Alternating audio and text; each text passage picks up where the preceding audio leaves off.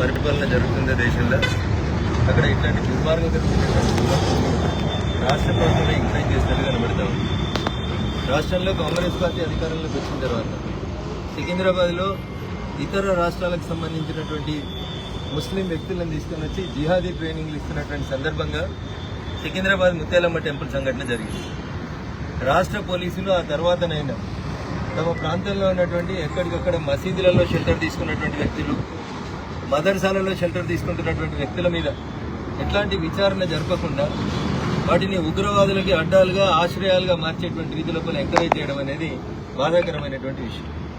చిన్న సంఘటన జరిగితే గార్డెన్ సెర్చ్ అని ఇదని అదని ఊర్లలో గంటలు గంటలు సెర్చ్ చేసేటువంటి పోలీస్ అధికారులకి రేవంత్ రెడ్డి గారు కూడా సూటిగా మేము ఈ సందర్భంగా 2 ప్రశ్నలు అడగదలుచుకున్నాం. మాట్లాడితే ఈ మధ్యలో ముఖ్యమంత్రి గారు కొత్త స్టాండ్ తీసుకున్నాడు. గోమాతల్ని రక్షించేందుకు మేము గోశాలల్ని కట్టిస్తామని ముచ్చట చెప్తా ఉన్నాం. గోశాలలు కట్టించడం ఎంత ఇంపార్టెంటో హిందూ దేవాలయాల్ని రక్షించడం కూడా అంతే ఇంపార్టెంట్. ముఖ్యమంత్రి గారు మీరు వచ్చిన తర్వాత మొదలైన సికింద్రాబాద్ ముత్యాలమ్మ టెంపుల్ దగ్గర నుంచి మొదలుకుంటే ఈ రాష్ట్రంలో చాలా సందర్భాల లోపల కేవలం హిందూ దేవాలయాలనే టార్గెట్ చేసుకుంటూ విధ్వంసం చేస్తూ ఉన్నారు. ఈ విధ్వంసం చేసే వాళ్ళంతా కూడా ప్రత్యేకంగా మదర్సాలలో మసీదులలో శిక్షణ పొంది వచ్చి కావాలని నటిస్తూ తమకేం తెలియదన్నట్టు అమాయకులైనట్టు మతి స్థిమితం లేని రీతి లోపల నటిస్తూ చేస్తూ సీసీటీవీల ఫుటేజ్లను కూడా విధ్వంసం చేయాలనేటువంటి ఆలోచన ఉందంటే వాడు మతి స్థిమితం లేనటువంటి వ్యక్తి ఎట్లయితే ఒకసారి రాష్ట్ర ప్రభుత్వం కాంగ్రెస్ ప్రభుత్వం రేవంత్ రెడ్డి గారు ఇట్లాంటి సంఘటనలు జరుగుతుందా నిజంగా మీకు గోశాలలు కట్టించడం మీద హిందూ ధర్మం మీద ఏమాత్రం ఆసక్తి ఉందా దయచేసి హిందూ దేవాలయాల మీద జరుగుతున్నటువంటి దాడులలో దొరికినటువంటి వ్యక్తుల్ని కఠినంగా శిక్షించేందుకు ప్రత్యేకమైనటువంటి కోర్టులు పెట్టింది. సాధ్యమైనంత ఎక్కువ శిక్ష పడేలాగా వాళ్ళని రిమాండ్ చేయించండి. అంతేగాని నోరుతో నవ్వి నొసలతో ఎక్కిరించినట్టు గోవులను రక్షిస్తాం మేమేదో దేవాలయాలు రక్షిస్తామని చెప్పి పైకి మాటలు చెప్తూ చివరికి కిందికి వచ్చేసరికి ఏ గ్రామానికి పోయినా హనుమంతుని గుడినే టార్గెట్ చేస్తున్నటువంటి కార్యక్రమాలు నిజంగా రాష్ట్ర ప్రభుత్వానికి మచ్చ తీసుకొస్తా ఉన్నాయి. నిజంగా ఈ ప్రభుత్వానికి చిత్తశుద్ధి ముఖ్యమంత్రి గారికి ఈ హిందూ దేవాలయాల పట్ల రక్షించాలనేటువంటి ఆలోచన ఉంటే వెంటనే పోలీసులకి రాష్ట్ర స్థాయిలో ఉన్నటువంటి పోలీసు వాళ్ళందరికీ కూడా మదర్సాలు మసీదులు చర్చిలలో సంఘ విద్రోహ శక్తులు ఎవరైనా ఉన్నారా, వాళ్ళ ఐడెంటిటీ ఏంది, వాళ్ళు ఏ రాష్ట్రానికి సంబంధించినటువంటి వ్యక్తులు అనేది ఎంక్వైరీ జరిపించాలి.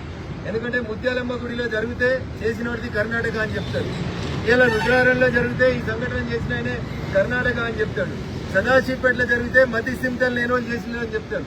అంటే దీన్ని బట్టి చూస్తే వీళ్ళందరికీ ఒక రకమైనటువంటి ట్రైనింగ్ ఇచ్చి ఉద్దేశపూర్వకంగానే మతి సింతలు లేనట్టు నటింపజేసి కావాలని చెప్పి హిందూ దేవాలయాల్ని టార్గెట్ చేస్తుంది. నేను ఒక ప్రశ్న అడగదలుచుకున్న ఈ రాష్ట్ర డీజీపీని, ఒక్క పిచ్చోడు కూడా ఈయన దాకా మసీదులకు ఎందుకు పోతలేడు డీజీపీ గారు, రేవంత్ రెడ్డి గారు మీరు సమాధానం చెప్పాలి. ఒక్క పిచ్చోడు కూడా ఒక చర్చి మీద రాయేస్తలేడు, ఒక మసీద్ మీద ఒక మసీద్ మీద రాయేస్తలేడు. శ్రీధర్కి వెళ్ళి మొదలుకొని బటాన్ చెరువు దాకా వచ్చేదాకా మధ్యలో ఏడ మసీదు చర్చి ఏం కనబడలేదా? ఒకటే హనుమంతుని గుడులు మాత్రమే కనబడుతున్నాయి ఈ దాడులు చేస్తున్న వాళ్ళకి. దీని వెనకాల ఒక ఆర్గనైజ్డ్ క్రైమ్ ని ముస్లిం కమ్యూనిటీకి సంబంధించినటువంటి కొంతమంది తీవ్రవాదులుగా మారినటువంటి వ్యక్తులు చేస్తా ఉన్నారు. కాబట్టి పరమత సహనం కలిగినటువంటి హిందువులని రెచ్చగొట్టొద్దని వెంటనే పోలీస్ యంత్రాంగం సరైన రీతిలో స్పందించి ఇట్లాంటి సంఘటనలు జరగకుండా భవిష్యత్తులో దేవాలయాలకు రక్షణ ఇవ్వాలని చెప్పి ఈ సందర్భంగా డిమాండ్ చేస్తా ఉన్నాం. నిన్న డిఎస్పీ గారి దృష్టికి నేను ఒక విషయం తీసుకురాదలుచుకున్నాం. సంఘటన జరిగిన తర్వాత మీరు 2 కానిస్టేబుల్ అని పంపించారు. యూనిఫామ్ లో ఉన్న 2 కానిస్టేబుల్ అంటారు ఇదేదో చిన్న పిచ్చగుంట్ల పంచాయతీ, మీకేం పనిలేక ఇట్లాంటి పంచాయతీలు పెట్టుకుంటున్నారని. ఆ 2 కానిస్టేబుల్స్ మీద డిసిప్లినరీ యాక్షన్ తీసుకోవాలి, వాళ్ళని వెంటనే సస్పెండ్ చేయాలని చెప్పి కూడా మేము ఈ సందర్భంగా డిమాండ్ చేస్తా ఉన్నాం. ఒక మతానికి సంబంధించినటువంటి దేవాలయాల మీద దాడులు జరిగితే మీ కానిస్టేబుల్కి పిచ్చగుంట్ల పంచాయతీలా కనబడుతుందా? ఇదా పోలీసులు వ్యవహరించాల్సినటువంటి తీరు?